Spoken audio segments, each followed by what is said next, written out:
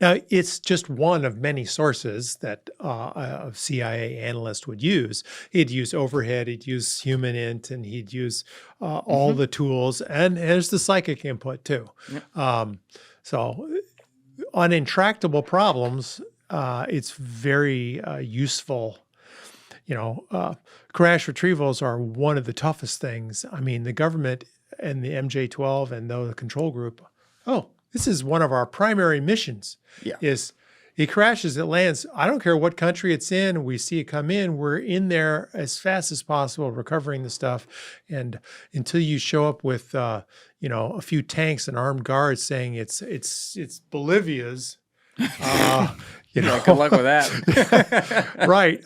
Or actually, one of the cases in Mexico, the federales were there, but it was the story goes that the Navy SEALs or the Special Forces just killed him. Just killed him. Just killed him. Yeah. Not even the cartels got there first. This is some of the work from Noe Torres and Ruben Uriarte in their book. Can you explain this one? I need to know more. I think it's the Comey case. I have to look at the book to see the actual date. But it was it's a crash in Mexico. The federales get there and are transporting it away, and the U.S. government team shows up and wants it and basically takes it, and they kill the people. So it's sort of blue on blue or blue on, They killed him. They killed him and took the stuff. Not Chihuahua, Mexico. No, I think it wouldn't be it. I'm looking through your Chihuahua, table of contents here. Yeah, it's we can find it. But the SEALs came in. Well, I don't know if it was SEALs or Special Forces or somebody. And we whacked them. Yeah, whacked them. That's the report from other researchers, not me per se. I think Ruben Uriarte and Noe Torres wrote a whole book on this particular Mexican Roswell, the Mexican Roswell. Yeah. There was a History Channel special. Chihuahua. That's what it is. It's the History Channel special that actually I was in. You can probably still find it. Can we pull that up? Chihuahua. I have it over here, Alessi, but that's not on the screen. Chihuahua, Mexico UFO. Let's see what Wikipedia tries to tell us this one is. Again, I'll let you respond. But that would be kind of wild to me. I guess I wouldn't put it past us to go in there. Type in, go to UFO sightings in Mexico, the third one. Let's do that. Okay, so 1974, right? Yeah, there you go. So according to ufologists, local residents reported a mid-air collision between a UFO and a small airplane near the town of Coyame. Yeah. On August 25th, 1974, followed by a military investigation and cover-up. However, historians say that such UFO reports were likely prompted by the 1974 crash and military recovery of a Cessna aircraft involved in drug trafficking. Don't you love it when the cartels get in the middle of UFOs? That's right. Well, that's a good cover story to me. Yeah, well, it's a great listen. My buddy Paul Rosalie lives in the Amazon, and there's a lot of these uncontacted tribes there. And so, he was trying to freak me out about all that when I was down there with him. But one of the things he was explaining to me is that, like when you see planes fly over where they are smack in the middle of the Amazon, like just over the canopy, he's like, obviously those aren't commercial jets. These are what we call narco traffickers. Yeah. And the fucking uncontacted tribes look at them and they think they're boxes in the sky sent by God. Oh, wow. And I'm like, so to them it's a UFO. So I see a little tie here. Yeah. So anyway, that's one example of deaths associated with ufology or crash retrievals. I dedicate the book to those that have lost their lives to UFO secrecy.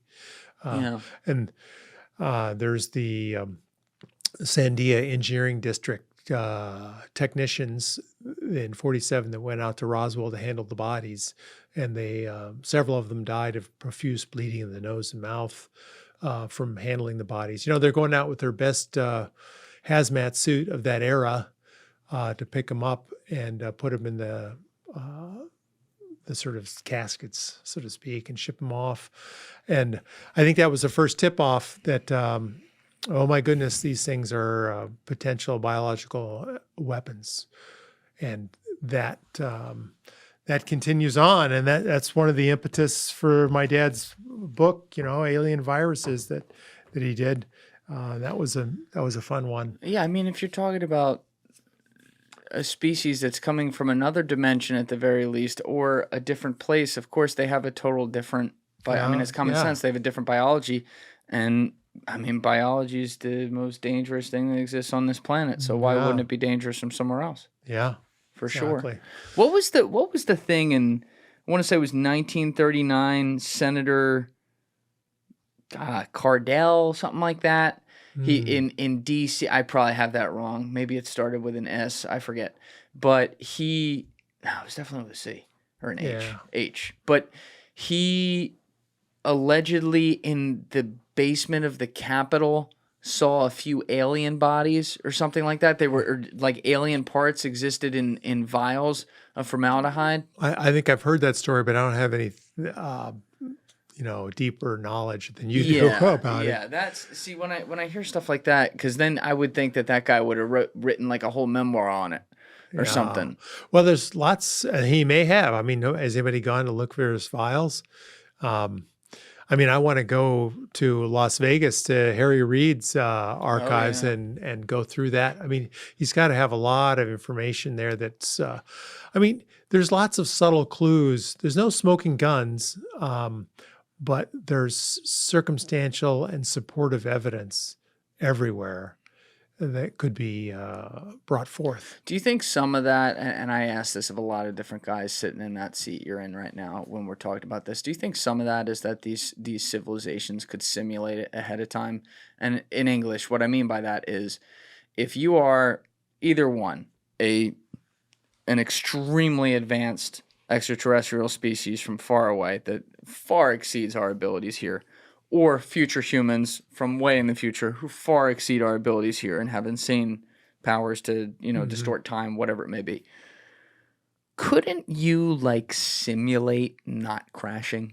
Or simulate, who, if I'm going to be seen, only these kids in the woods are going to see me and no one else is going to see me, so no one will believe them. Couldn't you do that as your own type of experiment? Because you would hypothetically be so far advanced and perfect, and I'm using my imagination here because I don't know what that would fully consist of, but you'd be so far ahead and perfect that you don't make mistakes as simple as what to us would be a plane crash. Right? Yeah, I mean, I think certainly, abductions of the mind or real abductions is pretty stealthy, and there's no evidence. But people ask, and senators and congressmen ask, well, I'm from Missouri. Why in the hell would these crash? Why? How can they be so advanced as to screw up so badly and land on planet Earth? And so, as David Grusch has mentioned in his testimony, there's a certain percentage of events that end in mission failure. Even for them, though. Even for them. That's what I'd ask him. Yeah. And then the other thing is that we value human life, and they may not. And so these very well could be more disposable cyber AI clones or biological clones that are just exploring the galaxy. It's more efficient to do a biological thing than a mechanical thing, right? Because and then there's the potential for weird natural phenomenon, like a good negative lightning bolt is 10x a positive lightning bolt, the most common type. And New Mexico desert is notorious for lightning. And so that may not have been prepared for that, or maybe overwhelmed their navigation systems, or the testimony of Colonel Corso in his book, The Day After Roswell, where he said, EMP? No, turn off the radar. Let me, he had an interaction with an alien and said, please turn off the radar so I can leave. And that's actually may do a better job of explaining it. Yeah, that sounded wild. Yeah. That was real casual. He had an interaction with an alien, said, please, turn on the radio. Right. So in his book, The Day After Roswell, he highlights an interaction that he had. it was he had his radar operating, and I think he was in a mine or a cave, and an alien appeared, and he said friend or foe, and a typical military guy, and the alien said neither. Ooh. And then he asked, well, what's in it for me, or something like that. And he said, a better world if you can. He said, the alien said, can you turn off the radar so I can leave?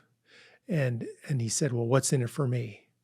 And the alien responded, a better world if you can take it. Words to those effect. I don't think I got the quote exactly right, but it's in his book. Speaking the language. Yeah. And so, I mean, I don't know if he mentally heard it in his mind or actually verbally, waves or so forth, but that's in the book The Day After Roswell. But, Colonel Corso is very interesting as being, hey, firsthand witness, Army, reverse engineering. You can find his documents in the National Archives. His claim was that we were reverse engineering integrated circuits and fiber optics and integrated circuit. Night vision goggles was the other claim. But there's many other technologies that allegedly have been reverse engineered. Yeah, how Putoff speculates it was EMP. And if I get him in here somehow, I'd love to get him to really expand upon that. But he's like, we were fucking around with EMP or something, and something in the physics of their anti-gravity craft couldn't handle that. And no, it's very credible theory, be it radar or EMP or electromagnetic radiation and weird. I mean, if you were to take a radar from 1947 and do a spectral analysis of it, it would be extremely different than what's on the F-16 that's operating today. For sure. Yeah. So it may be something to do. I mean, it was an analog thing back then. It's a digital thing now. So it's just a different thing. So that was the little sidebar on why they crashed. So, and then we try to shoot them down with SAMs and for, anti-aircraft fire or deliberate seeding of kindergarten planets is another thing. Hey, we know how this thing happens for planet Earth. When they explode a nuke, we have to dump some tech on them, because when we do that, then they focus more on education. They try to figure out gravity control, and they work hard. They can't succeed. And they advance their technological curve, and they eventually uplift their society into a more stable environment that allows them to join the galactic kindergarten. I mean, just speculating. So that's the scenario. Yeah, it sounds interesting. Yeah. Because hypothetically, if we don't know, if all this technology is hidden by intelligence and the private contractors working with them who are by extension, therefore intelligence, then we don't know if they're working on all this, and that's why these bombs haven't gone off. We don't know if in Russia, which obviously has had political changes over time, but countries like Russia or China are working on that. I guess it would make sense, but you bring up the nuclear point, which always comes up, and it always has to, because it's pretty heavy. When you think about it, if that's the deal, but. My friend Jesse Michaels points out that a lot of he was the guy I was showing you right before. Oh yeah, and I know Jesse. You know him personally? Yeah, I've talked to him on the phone a couple times and traded emails. You gotta do some content with him. I'd love to. I would. I want to. But yeah, I'll talk to him. But he always mentions, he's like, when you're talking about the military guys on these nuclear bases who witness this stuff, these are dudes who have to report if they took an ibuprofen in the morning. So you're talking about the most sober guys that exist in this country, arguably. And they're the ones who report to see these things. And, it gets weird when you start talking with Lou Elizondo. I don't know. Have you heard his take on the nukes thing? I remember I watched a little bit of your interview with him. Yeah. So he does not necessarily think that the potential aliens fucking with our nukes is benevolent. He thinks it could be malevolent. And I said, why? And basically what he was getting into is they've been turning them on in addition to turning them off sometimes. Like they're showing us they go both ways. And my retort to that would be, isn't that to just kind of show us that like they're in control here and that they want to do this, and therefore, if they really wanted to set one off, I mean, my guys, it's been 80 years, they haven't done it yet. Like they could do it in a second if they have that power, I agree totally. I mean, I think it's far more of a, your systems are weak and ineffective. Yeah, we can turn them on and off. You need to pay more attention. You need to be very careful with these things. You don't want to have an inadvertent issue and have them blow up or launch one and create a problem. I mean, when we exploded it in July of 45, I believe that the ETs were still cruising around, but the whole universe suddenly took notice. Oh my goodness, this little kindergarten planet just got the nuke and we need to pay more attention to them. They're on a trajectory. It was an inflection point. I mean, this is sort of classic thinking about, how the civilization unfolds. Yeah, I used to have in my old studio in my parents' house, I had a picture. I have it out there, but it's not in the studio, where there were two pictures. One was an explosion test at Bikini Atoll. Oh, yeah. And then the other one below it was a redo of the Sistine Chapel, Adam and God's hand, but the hand of God is actually a robot hand. And the reason I like this dichotomy, because the bottom is what I get concerned about with like AI and things like that, potentially like taking over our being and how we are. That's scary to me, and I think we need to not do that. And the reason I had the Bikini Atoll on the top is because we dropped these two bombs on Japan after getting to this science in 1945, and in the almost 80 years now since then, the world has had all these weapons. And yes, we've tested them in places like Bikini Atoll. These tests happen, in some respects, you could say, all the time from different countries. But no one has ever used it on each other. And the idea that in a world filled with insane egos, dictators, tyrants, people who get into, let's call it what it is, pissing matches with each other and just aren't afraid to, play score. And the score is how many bodies does your country lose versus mine. The fact that we've never used that feels like some sort of divine intervention. Now, could that just be wherever God is up there, just somehow being like, yeah, listen, I know that Putin guy's not great, but like he's not going to press the button, or could it be, some intervention from these? It certainly could be, but I'll tell you a story I heard from, secondhand from James Erwin, who was an astronaut. And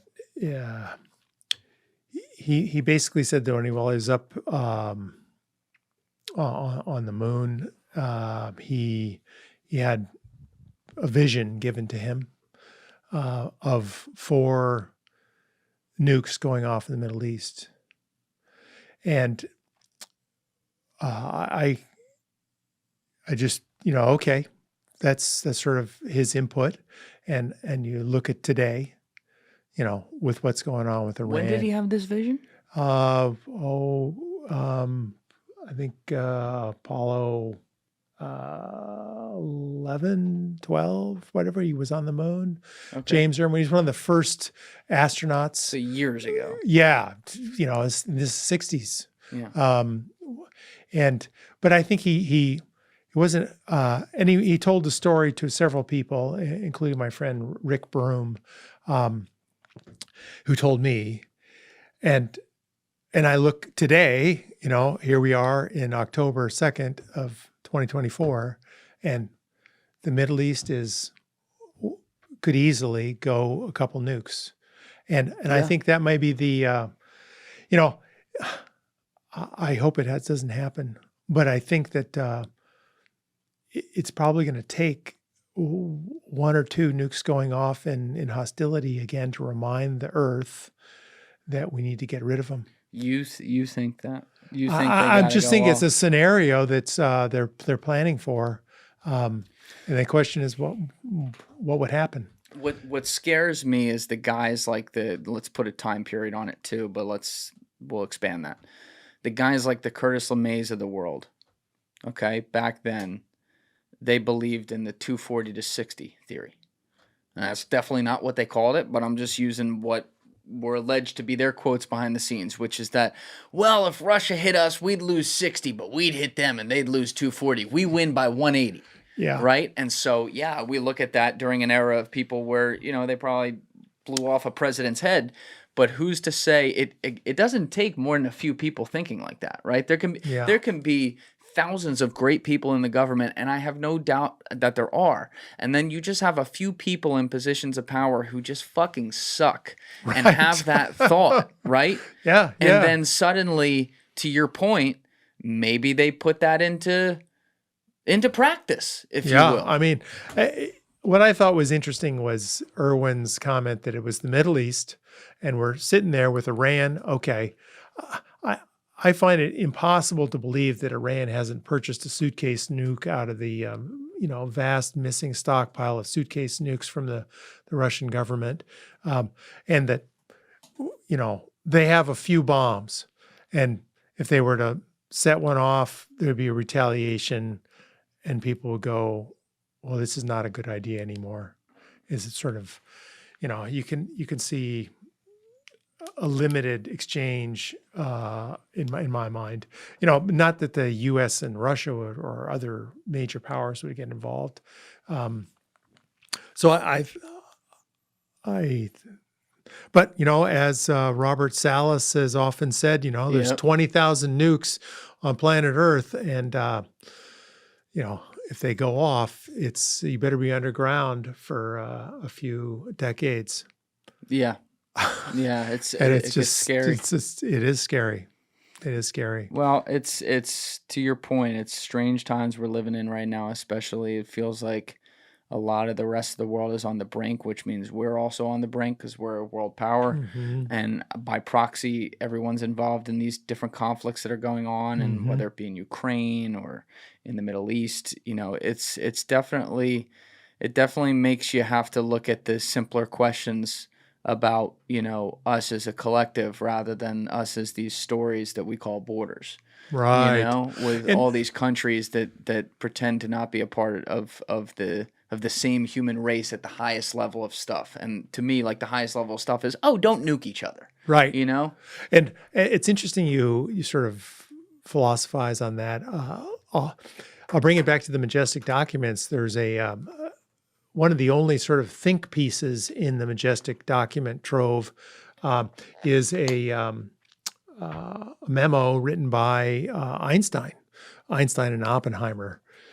And it's a 4-page piece that's on the majesticdocuments.com website. But it asks the question of, can you settle on planet Earth? Can the ETs settle on planet Earth? And his response, or Einstein's words, were to the effect of, if planet Earth is devoid of political unity, they would have the right to colonize, but not on traditional lines.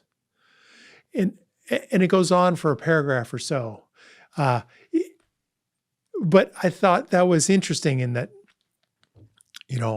here's Einstein being posed with this question of colonization of planet Earth by alien species and what to do about it, how to address it, what to think about it. And that's, I thought it went to your point. Yeah. Absolutely. And that's the hard part about this conversation. On one end of the spectrum, you can get the guys like Neil deGrasse Tyson who say, we're not interesting at all, and they don't want to study us. And sometimes Michio Kaku, who's been on this show, will go there. Now, he's obviously a lot more open on some of the other stuff, but he'll be like, would they really try to study a squirrel with a nut like we would? My thought is maybe. Because like sometimes I'll sit there, let's use the squirrel example. Sometimes I'll sit there and there's a million squirrels outside, right? I don't sit there and watch most of them, but one day a squirrel does some weird shit on like the telephone lines and I'm like, oh, wow. You know what I mean? Yeah, So who's to say you don't get an alien once in a while going, oh, wow, look at that. Well, I can guarantee you that I can probably find 5 squirrel PhDs that specialize in nothing but squirrels. And the gray squirrel, the brown squirrel, all squirrels around the world, there's a huge body of literature on squirrels. I suspect that there's probably more literature on squirrels than there is on ufology. You might be right about that. And so, or other little 4-legged creatures. Sure. And so, absolutely, there's got to be an ET race that, specializes in emerging planets like ours. It's just interesting, though, looking at like what we view as, say, of the era, the smartest person, like an Einstein, speculating on these things. And obviously among us, like he's so smart, but even his ability to speculate as a human being bound here to Earth, having to try to put himself in the mindset of that which he doesn't know. It's no different than even trying to speculate what God thinks. Right. Or something like that. It gets really strange. And it's not to say like, I don't want Einstein speculating on it. If anyone's going to do it, I want him doing it. But like we all of it is purely hypothetical in that way. And surely shallow. Yes. And not as robust as the truth. Sure. So yeah, I found that the Einstein Oppenheimer memo in July of 47, actually it's June of 47, I think it's written, but is a very interesting read on the Majestic Documents website. I mean, one of the other thoughts that we haven't really gotten into, and I'd love to talk a little about, is the whole notion of what is the giant secret. What is the government really controlling and hiding? And it is gravity control.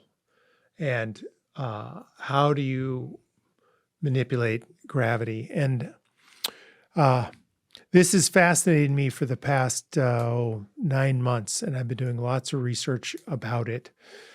And there's very little mentioned in the Majestic Documents about gravity control, other than, there's a description of a neutronic power plant in the Majestic Documents in the White Hot report, but it doesn't really go into. It's more of like how to create electricity or something like that.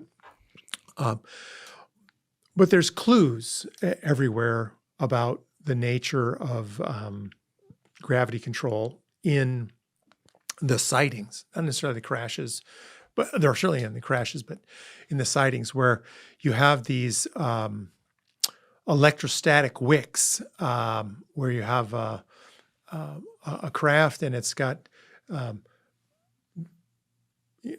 cables hanging down with electrostatic balls on the ends, or long sort of sweeping sort of a shark fin like thing that I think of the case in of Eddie Laxton in Temple, Oklahoma, where this is an Air Force officer going to work, drives around the bend, and sees a UFO, sort of a teardrop UFO. Teardrop, yeah. It was like it's like 75 feet long. It's more like stretched out, like a stretched teardrop. And actually, my friend Michael Schratt, has it in his book. Let's see if I can pull up a picture of it. 60s. Like a digital re-rendering of it. Yeah, exactly. Kind of yeah, exactly. Socorro's 62, but you're talking about Socorro? No, right no, now. I'm talking about. I was gonna say 66. Must have missed that. No, you did. 67. James Fox talked a lot about Socorro when he was in here, episode 138. That one is. Yeah. Here we go. That's fascinating. Yeah. No, this is Eddie Laxton. So Eddie comes around the corner and sees a man in front of a craft. And he gets out of his car, walks over, and the man sees him and gets back in his craft and takes off. But a man. a man with a cap with English letters writing on it, and numbers TL197 are written on the side of the craft, and then he hears this low hum going off, and he sees all the landing gear, and this is an Air Force guy who says clearly this is a man-made craft that I saw, man-made craft in 1966, and a very credible witness. And this was reported to Project Blue Book, and another witness saw this craft fly away too. But this is just one of many cases that point to man-made UFOs and man-made craft. Yeah, well, and that's the thing that fascinates me, is that I started to think, well, what's the history here? There's all sorts of newspaper articles in the mid-50s about gravity control, and you see that it's sort of, there's a lot of activity in the 50s, and then it suddenly disappears in the 60s. Conveniently. And so there's many cases where this long shark-like fin at the electrostatic wick, or there's other cases in Chula Vista in Northern California, where this saucer with all these hooks comes down and all the static electricity, and then the witness sees it fly over and hook onto a high tension power line and makes it glow red, and then zips off and comes back, and it acts in a weird way that is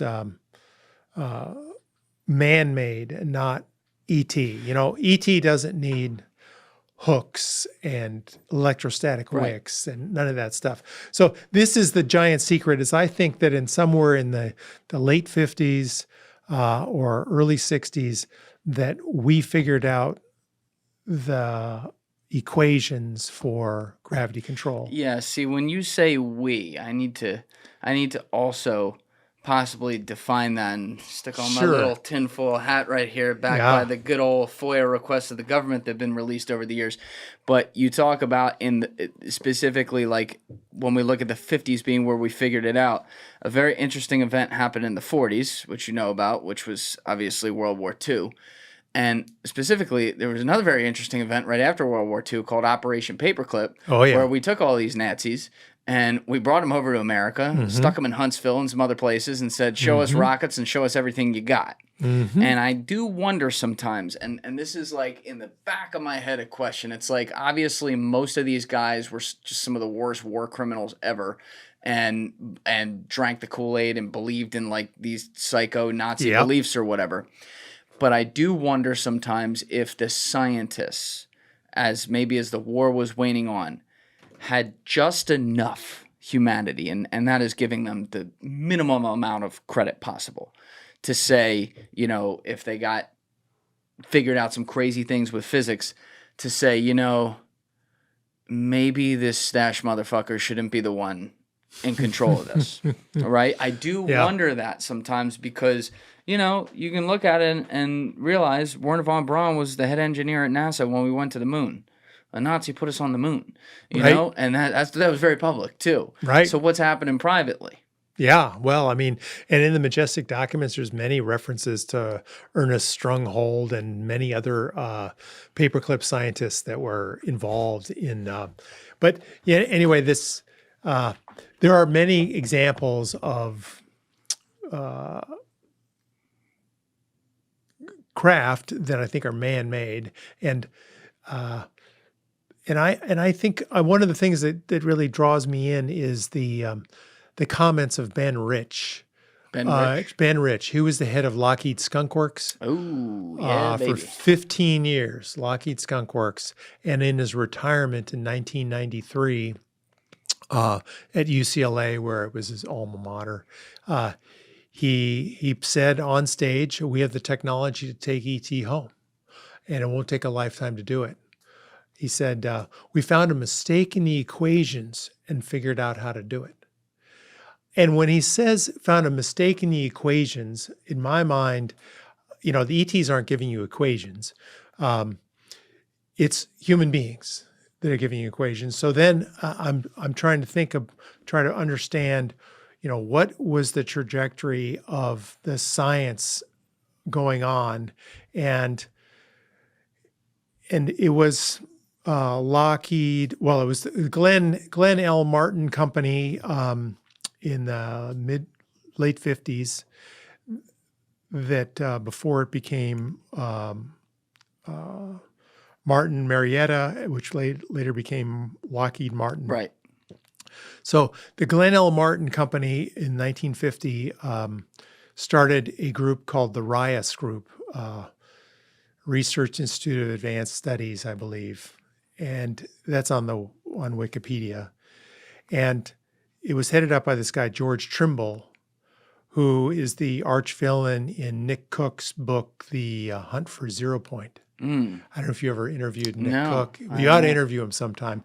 Jesse Michaels just interviewed him in a recent podcast over in the UK, I think.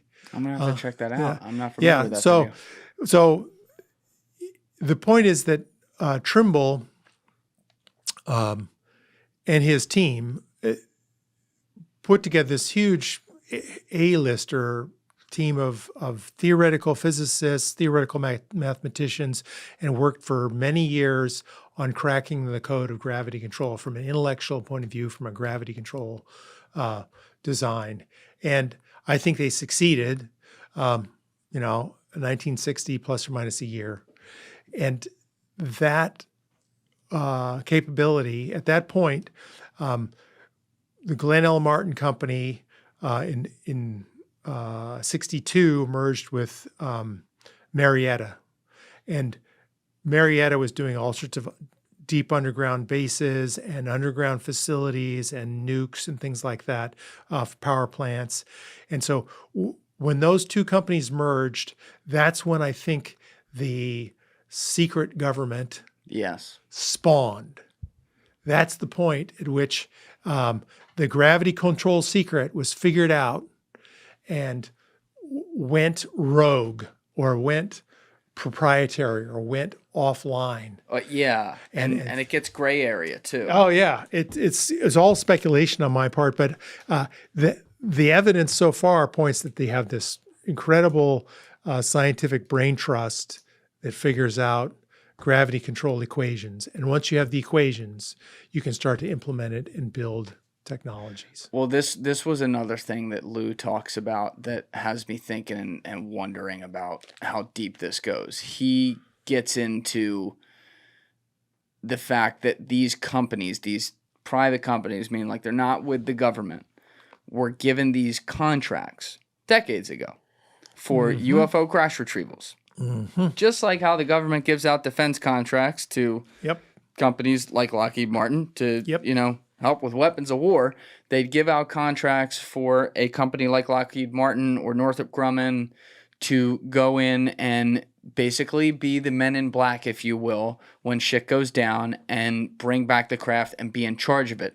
Which Lou points out gets weird when you then consider that they therefore, these private companies have been given custody in this top secret program of these alleged alien crafts or not of this earth craft, whatever you want to say, to the point that they can come to the government and be like, "You're not read in on that." So it's like the clowns are in charge, the prisoners are in charge of the asylum now. Right, and who's really running the world? Is it the 1,500 people that have these top secret R clearances instead of QR?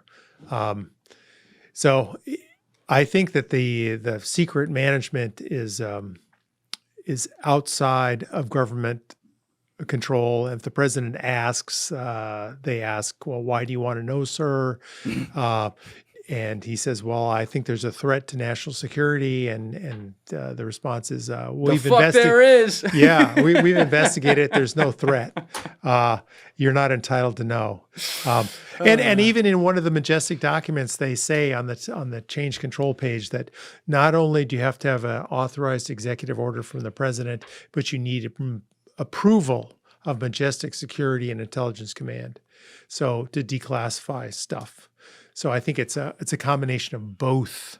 There's probably classified law that says, the president can ask for stuff, but until it gets approved through these other channels, that you can't know about it. And so the president is somewhat in the dark about what's going on. Yeah, you used a term earlier that's been used on multiple podcasts I've recorded recently, and it was nice to hear you say it, where you talked about the compartmentalization of government.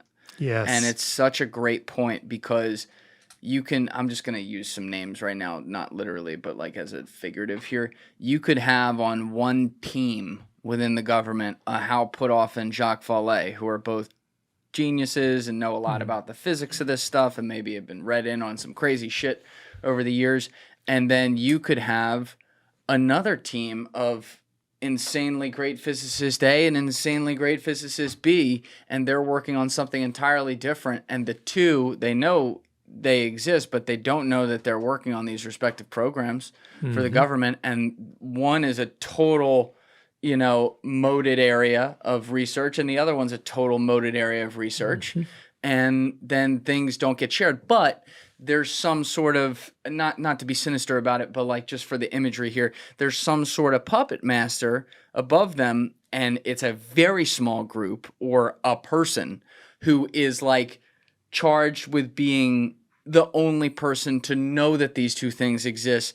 But he's another cog that knows these two things exist, and there's someone else over here who knows only. You see what I'm saying? Absolutely, it's like a continuous exponential curve of secrecy. And that's how they do it. I agree totally. There's skiffs, and then there's other types of skiffs. Other types of skiffs? Well, I think one of your other guests highlighted that was a special type of a skiff within a skiff. Oh, yeah. And one of my friends at Air Force Office of Special Investigations said that there's something called CIA Level 7, which is apparently where the alien discussions happen. I don't know. I'm just repeating what he told me, but he wrote it in his book called Meridian, which it's a fiction, but it's a very fun book that involves aliens and an interesting story. But there's all sorts of levels of classification, and I think that the classifications for the intelligence community are different than the Atomic Energy Commission. If you have a top secret SCI clearance, that's a different animal than if you have an Atomic Energy Commission Q clearance or R clearance. And so those are different worlds, and they may not mix. They might. What did your dad or even Stan and Freeman have to say, theorize, either based on speculation or on even some intel maybe they had received on which companies which companies were involved with the crash retrievals and what they may or may not be working on? That's a really broad question. Yeah. Well, I think it's the usual suspects. I mean, if you're saying who has the gravity control secret today and worked on it, I would say the Aerospace Corporation, nonprofit in Pasadena. I would say the Carlyle Group, which owns EG&G, which runs a lot of operations out to Area 51. You would think of Northrop Grumman with their efforts. You'd think certainly of Lockheed Martin, Skunk Works, or some spin-off of that organization. The Raytheon, potentially. There's classified pockets everywhere that may be working on different parts of the reverse engineering situation. But, knowing what the saucer skin does, I don't really care. I mean, the saucer skin? Saucer skin. I mean, I don't really care, the subtle aspects of a particular crash saucer are sort of ancillary in my mind. The crown jewel is propulsion. It's the gravity control. That's the thing that is the holy grail, the secret that they're guarding endlessly. And that's the thing that's been figured out in my mind, and that they're protecting and hiding. And there's a very limited number of people that know what that is and how that works. And so that's sort of my perspective on the technology situation for crashed hardware and UFO parts. What did you think of? I mean, you mentioned him earlier, but when Dave Grusch came out and went public with this, which does then involve a form of retrieval, we'll get to that. It was the Magenta case and everything. But when he comes out and says, I mean, I guess just for context right now, comes out and says something like, this case in 1933 was in Magenta, Italy, and it involved a crash UFO. Magenta's just outside of Milan. Mm-hmm.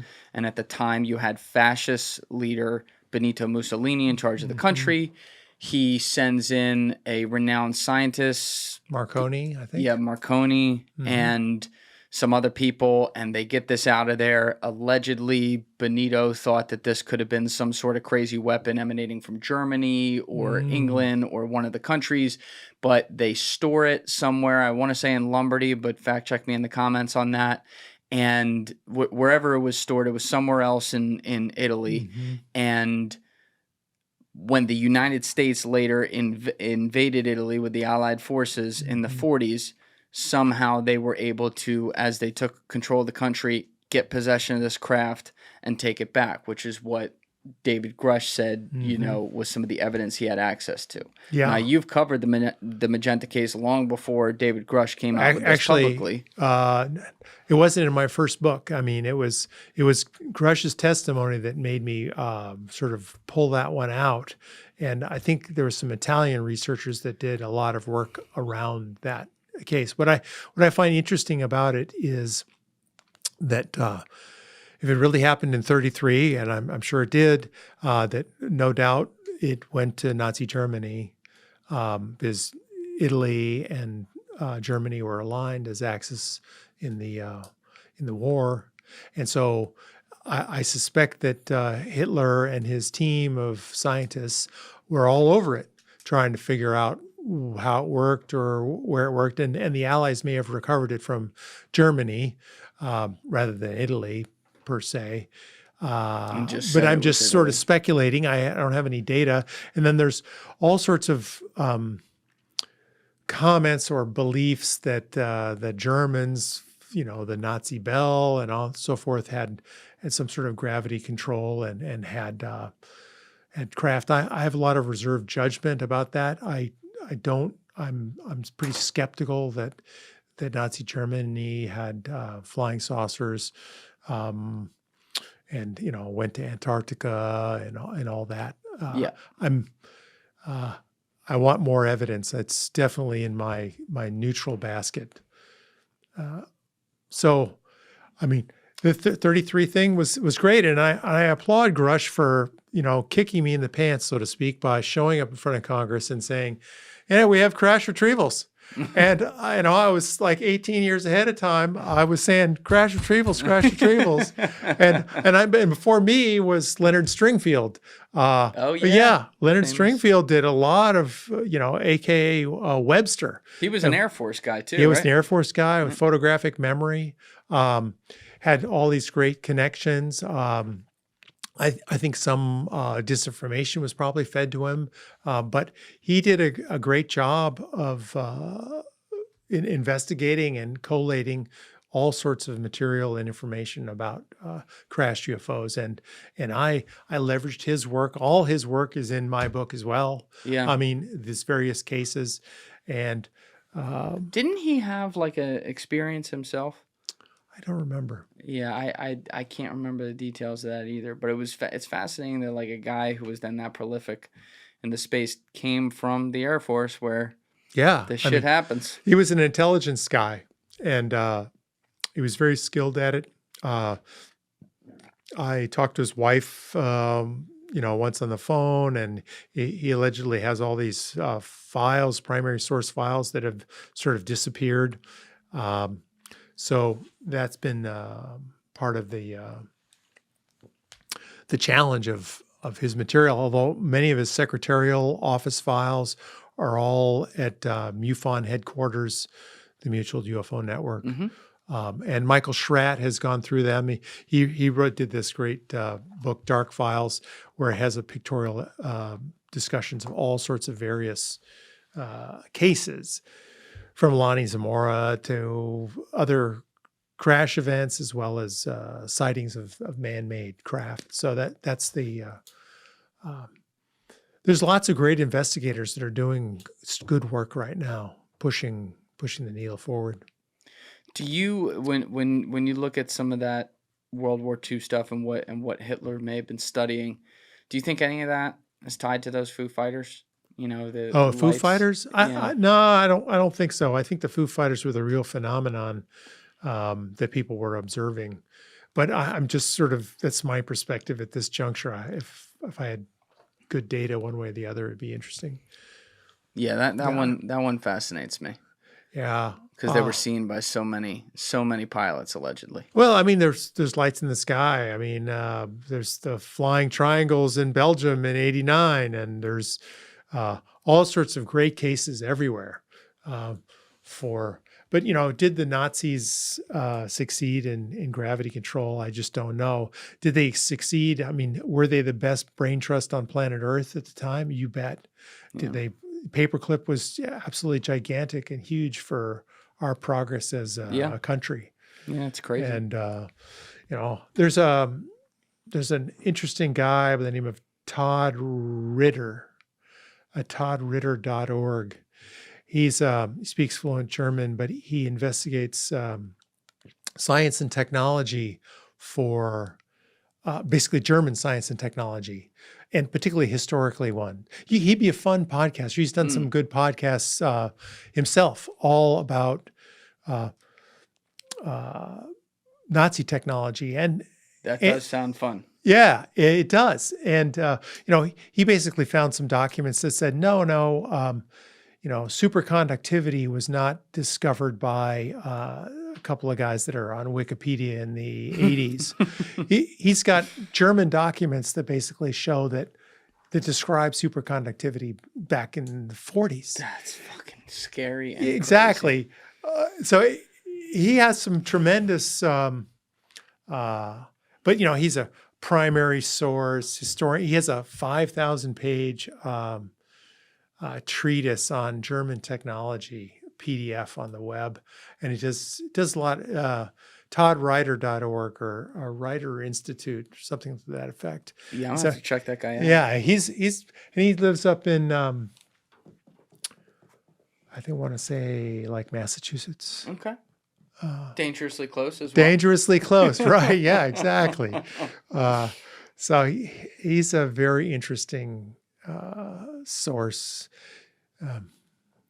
Have you looked at or talk with people who might be in the know around anything that they're doing at DARPA and how that may relate to reverse engineering that would tie into some of these companies we talked about, like Lockheed and Northrop and things like that? Well, the one recent thing that came up in my gravity control investigation was a guy by the name of Brandenburg, Dr. Brandenburg, who got a $200,000 DARPA contract for gravity control.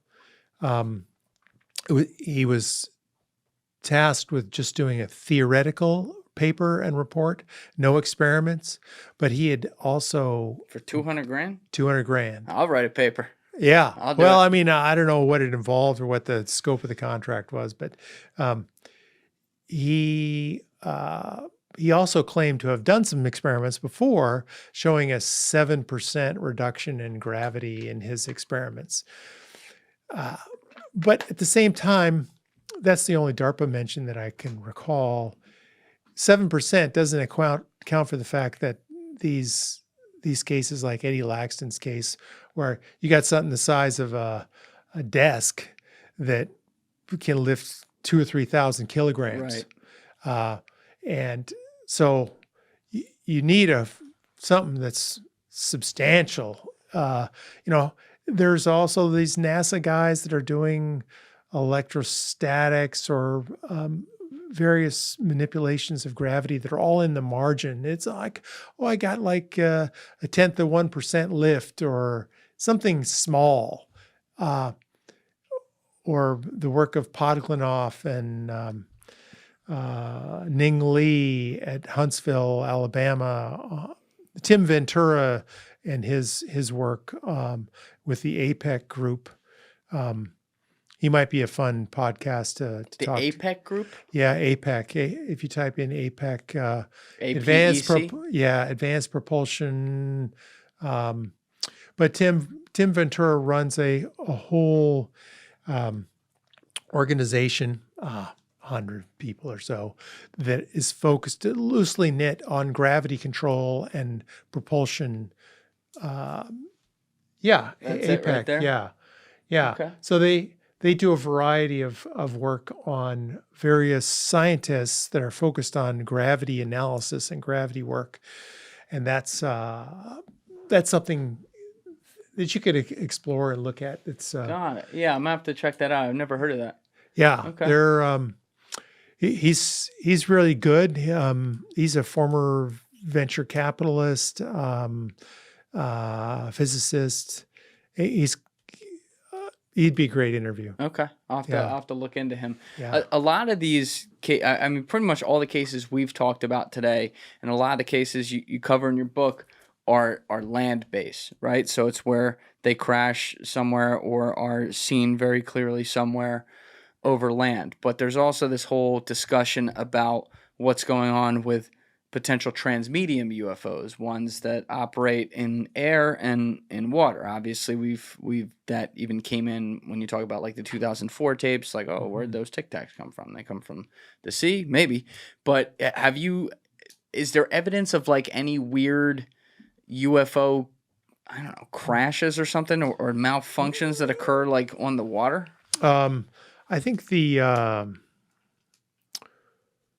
not predominantly. I think the Murray Island case was I think there's one case in the book where it's a craft that goes into the water that they recover, as well as there's the. Could I have your book? Oh yeah. By all means. Yeah. There's another case, Shag Harbor, Nova Scotia, where the craft goes into the water and they recover it from the water. So these are, this is a lake rather than, the underwater retrieve. I mean, I heard a story of the Howard Hughes's Globe Explorer being also used to recover crashed UFOs. I think that Dolan may put that in his book when he comes out with that. So it's not, most of them are land-based, and I over-selected really for US and UK and a little bit in Europe. I don't have good visibility into Russia or China or Africa. So there's 104. If I was to really guess as to how many crashes there have been on the planet, I would probably go up into the 200s range. Yeah, just based on statistics. It seems to be a total global phenomenon. I think there's one in Australia as well. Yeah, 1966. Yeah. So there's a lot that's out there. But again, okay, so we got crashed hardware. They're reverse engineering it. Now what? How are we going to change the planet? How are we going to really advance the cause? I mean, you want to do something good with it. Yeah, I mean, I close my talks typically with, so now what? Now what? How can we make a difference? How can you show leadership and advance the cause? What can your readers and audience do to advance the hope of planet Earth and or the nature of ufology or their whatever their passion is, and to think about that, be it acting or funding or investigating crashes. There's plenty of crashes to investigate all over the world. So that's the challenge is how do you channel all these disparate organizations around the world, from MUFON or QFOS or the Solo Group or all the podcasters or everybody trying to advance the cause and do things forward. How do you get a more organized, cohesive, strategic plan put together to execute against the government, which is, a highly funded, militarized, top-down organization that's highly effective at what they're doing. And you're going to need to have stunning leadership and a lot of money to be able to push the needle and pull the secret out. And the secret is really either fusion, gravity control, or somehow tapping the 0-point energy to give me unlimited electricity in a box. What's the government's incentive to tell us about that information, though? Well, that's a great question, and it's one of the ones I posed in the AI ufologist, and the answer is none. I mean, very little. They want to keep it secret. They don't want to disrupt the apple cart. There's a lot of change that would happen that if you had these technologies come out and come forward. And you just take one example. For example, if you start eliminating hydrocarbon usage, because you can, cars have electric motors in them now. If you just have free electricity, you can now change the whole transportation structure. Or airplanes, you can start using either gravity control, or if you have a fusion reactor and electricity, you can now fly without petrochemicals. So if suddenly the value of all Middle East oil goes down by 80% in a decade, let's say, that changes the geopolitical environment, it changes society, it changes technology, it advances the cause. All these things are, I think, inevitable.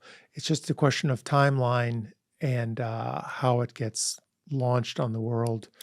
Well, and that's the other problem. It's like, I want to know, right? You want to know. And fucking everyone out there listening wants to know if there's a there and what that is.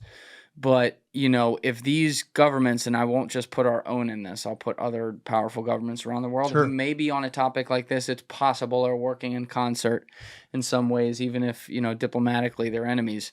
If they really did know the truth, the Men in Black truth, if you will, and they could simulate how this would affect society on mass scale if they released this to people, and that simulation showed it was going to be the fucking purge out here, then in that... they don't want to do it then.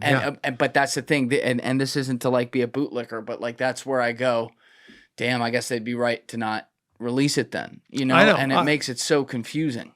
Yeah, I think every year they make a list of do we disclose, do we not disclose, and the list for not disclosing is always a little longer.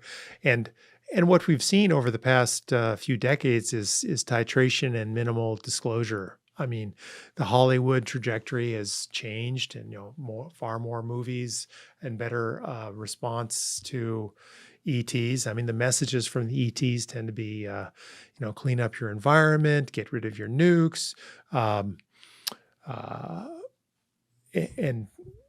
have more compassion for your fellow man. So there's messages that are coming through, and that's the trajectory of information from them. Thank you guys for checking out this clip. If you haven't already subscribed, please subscribe and hit the like button on this video. It is a huge, huge help. And if you'd like to check out this clip's full podcast episode, that link is in the description below or right here. And finally, you can follow me on Instagram and X by using the links in my description below.